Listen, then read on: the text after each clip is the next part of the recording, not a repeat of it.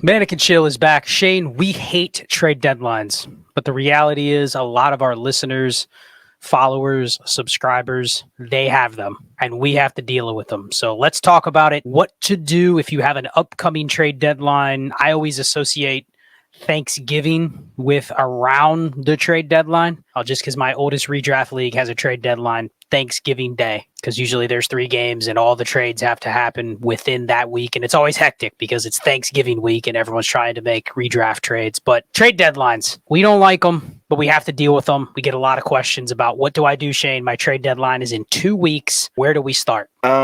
First thing you need to do, it's obvious, right? Look at your team. Are you an actual contender? Are you closer to stanking than you are contending? I know there's a ton of teams right now sitting at 4-6, 5-5. Well, no teams are probably sitting at that number because we're just now entering week 10. But you get my point. You're middling, right? You could go either way. Like I've got a game this week in one of our leagues. It's me and the 6th seed battling it out. Thankfully, there's no trade deadlines in that league, so I don't have to make a decision today. But if forced to make a decision, you need to make a smart decision. What are the chances that your team's going to win? Remember when we went back to that all-play record? We did that in the beginning of the year to see if you're a fraud or not. Go ahead and do that again. Take a look at it. Like, again, if you shouldn't be winning and you are, and you have older assets, maybe it's time to move them to the teams that are actually legitimate contenders, or even better, the other teams that are fraudulent contenders, so you could take their future picks and then they could fall on their face. But I mean, that's the first thing you need to do, right? Is you need to really look at your team, be honest with yourself, have a come to Jesus moment, as they call it, and decide, is this team actually able to compete? How many moves away am I from competing? Can I make those moves? Yeah, ultimately, if you have a trade deadline, all it is doing is accelerating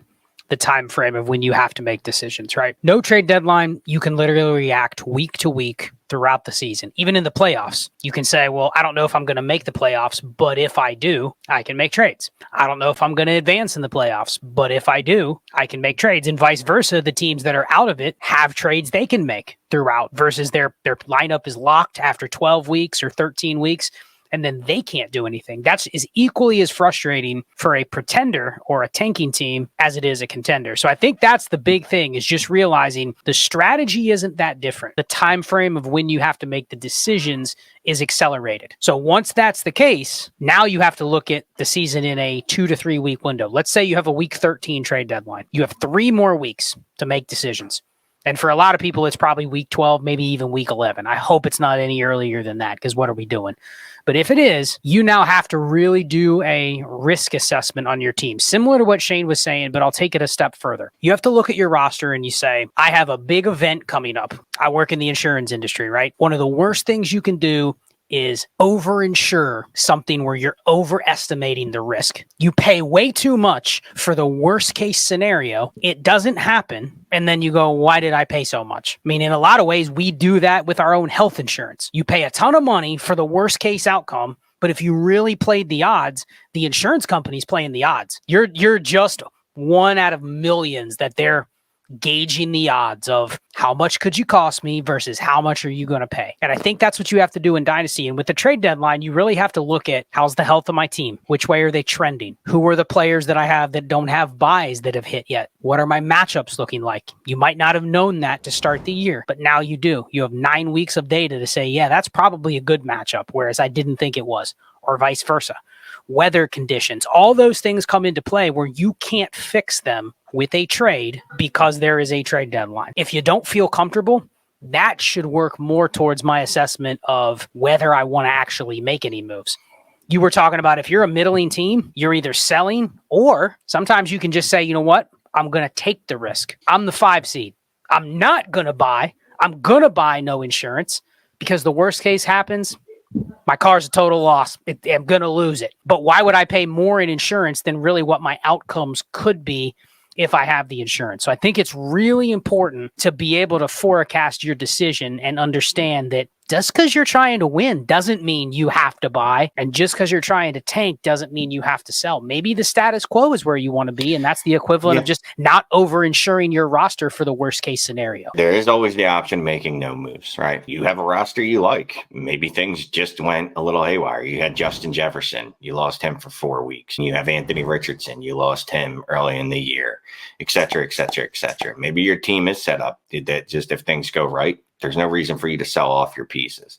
Obviously, you're going to look at other pieces of your roster that don't matter. You have Samaj Pirines, you have Deontay Foreman's, you have Khalil Herbert's, you have all those types of players. You even have like an Alvin Kamara, an aging running back that can get you a little bit of a return, but isn't in your long-term goals. You should still be looking to move those guys. But that's really, you should probably be doing that anyway, even if you were trying to compete. And if you are buying things, you want assets that have utility beyond this year. But I understand making the bet like, all right, well, let me go buy Justin Fields. That's a player I've been thinking about. And I think you just need to be okay with knowing, all right, I'm buying this player for all they're doing is this year. I'm just buying them for production this year. And I look at Justin Fields, even though he's a quarterback, no different than I would look at it buying a running back or a wide receiver, an elderly wide receiver like a Keenan Allen. I don't expect anything beyond this year. I would hope that I'm not going to do that. And if I am going to do that, it's going to be with my lesser assets. Hopefully you're going to use your more premium assets for players that have utility beyond this year. Yeah, I think one thing that you really have to analyze is you may have a team that has already made some moves. And just because you have moved in a certain direction doesn't mean you have to use the trade deadline as I have to go to the extreme in that direction. I've made that mistake before too, where early in the year, maybe I committed to winning this year. So I made a couple moves where maybe I was a little aggressive on trading away maybe my second round pick or trading away a rookie because I wasn't sure if they were going to produce. And then 8 weeks later, I go, man, I've already traded away a second. I traded away a rookie for a veteran player that really I wish I could have that deal back because the rookie ended up producing basically the same as the veteran. And now I'm in 5th or 6th place and I have to make a decision. And don't let what you did a month ago or 6 weeks ago change your strategy now. Don't say, well, I already made a move to go in. I got to make more moves to go in. Because I think there is a time where you just say, hey, I've already picked my lane to the degree that I'm going to go in that direction. And I think this is more apt for teams that started to tank. And this is probably more common for me, teams that have started to tank, but then they're still managing to win a couple games. Now, maybe that's an indictment on how I've tanked thus far, but let's say I'm trying to not win, but I'm 4-5 or I'm 3-6. If I'm 3-6, I'm not getting the 101. No. I'm probably not getting the 102. In a lot of my leagues, those are already spoken for. I look at the teams and I go, dude, that guy's 0-9, 400 less points than me. Like, I'm not catching them. No matter who I trade away or no matter what I sell, doesn't matter. The worst I can finish, Shane, 104. In that case, okay, do I really need to push any further for that 104 when I'm already in the range where if a couple things don't go my way, I'm at the 105 by default? And now that team is not in a position to buy, but it also doesn't need to panic and say, well, I need to trade everything by the trade deadline. Because I'm already kind of committed to being in the middle, but it's not because I didn't pick a direction. It's because I've already made the moves in the direction that I'm heading. And it can go both ways. It can be a tanker or it can be a contender that you thought would be a better contender. You're in 4th place. You're in 5th place. Do you really want to go down and trade your first when there's a chance you miss the playoffs? Probably not. So I think it's really, really doing that assessment, but you have to look at some other factors that you wouldn't have to look at without a trade deadline. You got to look at schedules. You got to look at injuries. You got to look at bye weeks. Like, those things are not going to come into play when I don't have to worry about it. But here, that has to be part of your short-term player analysis. I was thinking about that on the drive home. Like, I generally have no idea who I'm playing a week from now because 98% of our leagues don't have trade deadlines. So to me, it almost doesn't matter. You know what I mean? Like, I got to keep winning or keep losing. Is basically my mindset. It almost doesn't matter who I play when I play them. But yeah, with a trade deadline, then I really need to start looking at the math and go, all right, so even if I win out, I still can't catch this person. I've already played them once. I've already played them twice and they've already got the tiebreaker. So like, I'm just, there's no way I'm catching them. But yeah, with a trade deadline, you have to look at that. You have to know that. You have to know, obviously, like you said, injuries. One thing you said earlier that I really liked was trending. Which way are players trending right now? And can you capitalize on that. There was some talk today about Alvin Kamara trending down, right? Because of his snap counts. Taysom Hill's getting a lot of usage. Look at the history of Alvin Kamara too, though. He's had these dips in season before and then rebounded later in the year when inevitably the Saints realize, oh, this doesn't work. And I know it's a different coaching staff. At least Sean Payton's not there, but it's a lot of the same people. So just look at that too. If there is a history at least of like how do players perform late in the season? Like, hey, now am I going to go get Derrick Henry because it's November? No trade deadline. I can wait to see how he fares in his first 2 games in November. Now, if there's a trade deadline, which we're assuming, I think I'm just going to go buy him, especially considering the cost for it. So for the teams that are considering, hey, I need to make some moves. I'm in the playoffs. I need to make a couple decisions. I'm trying to win, right? I'm in 5th place, but I'm not conceding to just stay where I am. I want to make some moves. I'm running a business. That's what I look at my dynasty team as. It's running a business. I walk into an insurance agency and I have to purchase the best insurance for my buck. I can't insure every risk possible. I can't envision every nightmare scenario and go, man, if that happens, I want to make sure I have enough coverage so that I don't have to worry about it. It's not how it works. You have to say, what can I buy that covers me for the most outcomes? And then there's going to be some things where I probably just have to try to avoid doing so that I don't have something that happens where it's not covered. Let's just talk a 12-team start 10 superflex perspective. So a pretty vanilla league, not super deep, not a lot of starters. Let's call it 25-man rosters. What are you most likely to go out and say, you know what, I'm going to shore that up just to make sure? Like, what is it that you're probably saying? And I know it's team dependent, but what do you feel is like going to be the thing that could be the downfall that you may not be able to replace? What type of insurance are you buying from like a position perspective? So it should be running back, right? But that's also the most fragile position. So that also feels like if I dump assets into it, that's the one I could end up regretting the most. And that's also the one that I can actually still find on the waiver wire somehow. You know what I mean? In week 11, week 12, it's happened before where we found running backs on the waiver wire week 11 and week 12. I'm still trying to make sure that my quarterbacks and my wide receivers are as strong as possible. Like I'm continuing to try to tier up. I am making some moves and I'm doing this right now. And I think it's fine. Great move for everyone to do. And Ray just noted all 5 of these wide receivers, or at least some of these wide receivers in his article today about Trinity tracking, but like going to get guys like Amari Cooper, Deontay Johnson, Hollywood Brown, guys that we have reason to believe will trend up to try to fortify my roster. I'm still not going to overpay for a running back. I'm just not going to do it because it's the most fragile position and it's the one that I could end up plowing a lot of assets into and getting absolutely no return on them. Yeah, and I think it is roster dependent. I would agree that if you really want to have your cake and eat it too, you make an actual dynasty trade at the deadline too, where you say, okay, what I'm buying is Deontay Johnson. Yeah, he's a 27-year-old receiver, but he's good enough that I'm pretty sure he's going to be a 28-year-old receiver and be productive. So I'm not buying a real short-term asset. I'm buying something that maybe he doesn't have a lot of off-season trade value. And I would guess that the prime window where people actually want him outside of his production is gone. That doesn't exist anymore. He needs to be producing for people to want him. But you're at least making a trade where even if you pay like a first for Deontay Johnson, it's probably a little bit over a market trade. But you're buying something that has a little lasting power. And I think I want to try to make as many trade deadline deals if that's the case. I don't want to look at it as I'm renting this for 2 weeks, unless it's a bottom tier asset. I'm throwing a second for a running back. I'm throwing a third for a spot start quarterback. Like that's different versus I'm actually spending something or trading a young player.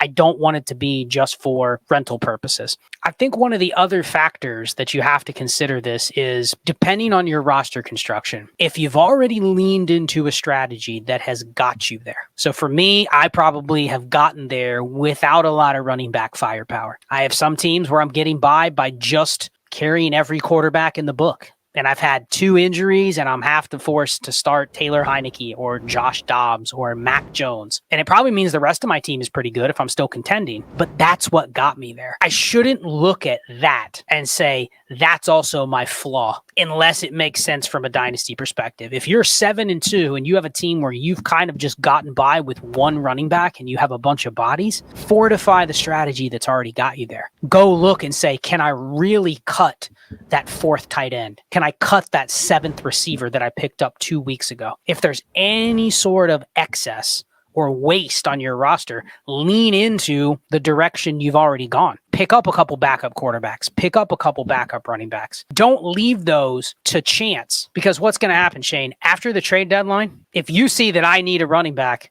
you don't need one, but on waivers, you're going to block me from getting the backup quarterback, right? Most assuredly. And you don't have a way to say, well, hey, if I don't get that guy on waivers because you have more fab than me, I'll trade you a third for him. Like, that's gone. So think about those scenarios that could come up that in a non-trade deadline league, you could just go fix. And they're not trades necessarily. They're just, hey, like, handcuff your quarterback in Dynasty if you can't get a third.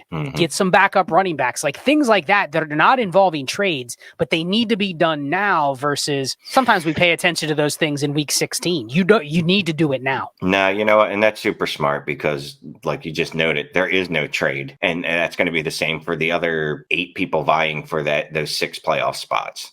There's no trade. There's no available trades for them. So if anything happens to them, they're picking players off the waiver wire too. So now it's like, you know what? Do I really need to hold on to Diami Brown any longer? Like that ship is out, right? Do I really need to hold on to Terrace Marshall? But it doesn't matter. It really doesn't matter. Whatever his name is. Don't hold on to them. Shane, it wouldn't be Mannequin Chill. It wouldn't be Trades in 5 unless we gave a quick 60 seconds on why, if you've gotten this far in the video, you should at least try to convince your league to get rid of your trade deadline. Even if it's not this year, off season, it's got to go. So Shane, you got 45 seconds to talk to the people as to why they should get rid of the trade deadline. Convince the commissioner and the league mates why to get rid of it. Why will it make their league better? Go. So I have the simplest reason for me is always the same. It actually encourages parity in the league because it allows me as the loser, as the worst team in the league, to capitalize and improve on an asset that I have. It might be an asset that's just middling, but it's the best asset that's available compared to what else is available on the market. And it allows me to sell that at an overhyped, overinflated price, which allows me to get better over the long term. And you can say, oh, but that allows people to buy championships. Yeah, but there's a payoff. There's always opposite reaction to that, right? To get that, they have to give up assets. They generally have to overpay, which again, it just opens it up and allows my team to get better. Even if the other team wins the title, my team still got better. We can both get better in different ways. Secondly, it just continues activity. You want activity in dynasty leagues. That's what's fun about them. There's nothing worse than a league just going silent. And that's what's going to happen to the 6 teams, 8 teams, whatever. We'll say 4 teams, 4 to 5 teams that have no shot. Why would they do anything? They can't make any trades. They can't improve their team until February. Why would they even pay attention? I'd be hard pressed to even set a lineup, to be quite honest with you, if it were me. With less constraints becomes more responsibility on the managers in the league. I'm in favor of almost anything in life. Let me do what I think is best for me, my family, my situation. Less constraints, the less rules in the league that tell me how I have to do something. As long as everybody understands their responsibility as an individual manager, there's no trade deadline. You need to act and react to the fact that there's no trade deadline. Don't abuse it. Always be looking to do what's best for your team. But Shane nailed it. It's better for all 12 teams in the league. As long as you're pushing towards what helps your team, it's just as beneficial to a team that is out of it than it is to a team that's trying to compete for the championship. So with less constraints, no trade deadline, more responsibility for everybody to uphold the values that they have and that they would enforce when they're making trades, when they're negotiating. Uphold those because you have more responsibility. So it's a good topic. If you have a trade deadline, hopefully this helped you get to a point where you make decisions a little quicker, or at least do that analysis, because it's going to sneak up on you and all of a sudden your league's going to go, yeah, that deadline is in 2 days. And you go, whoa, I never made that trade that I wanted to. I really never did this analysis. So start doing it now. Be honest with yourself. Hopefully some of the takeaways here helped you make decisions when you get to that point. And with that, good luck in week 10, everybody. Mannequin Chill is out.